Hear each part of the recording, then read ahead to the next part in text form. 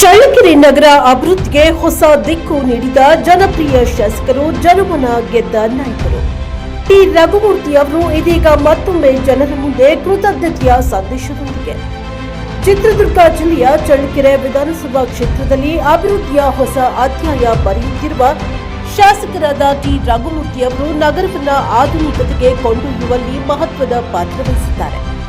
ಬೃಹತ್ ಕಾಮಗಾರಿಗಳು, ಕುಡಿಯುವ ನೀರಿನ ಯೋಜನೆ, ಬಸ್ ನಿಲ್ದಾಣ, ರಸ್ತೆ ಅಭಿವೃದ್ಧಿ, ಕುಡಿಯುವ ನೀರಿನ ಸಮರ್ಪಕ ವ್ಯವಸ್ಥೆ, ಮೂಲಭೂತ ಸೌಕರ್ಯಗಳ ಅಭಿವೃದ್ಧಿ, ನೂತನ ಬಸ್ ಸ್ಟ್ಯಾಂಡ್ ನಿರ್ಮಾಣ ಇವೆಲ್ಲವೂ ಜನಜೀವನ ಸುಧಾರಣೆಗೆ ದಾರಿಯಾಗಿವೆ.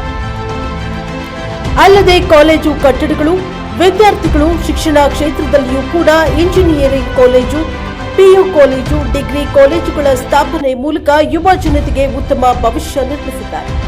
ತಾಲೂಕಿನ ಏಳಿಗೆಗೆ ಹಗಲಿರುಳು ಶ್ರಮಿಸಿ ತಾಲೂಕಿನ ಅಭಿವೃದ್ಧಿಗೆ ಹರಿಕಾರರಾಗಿರುವ ಟಿ ರಘುಮೂರ್ತಿಯವರು ಜನರ ವಿಶ್ವಾಸಕ್ಕೆ ಪಾತ್ರರಾಗಿದ್ದಾರೆ.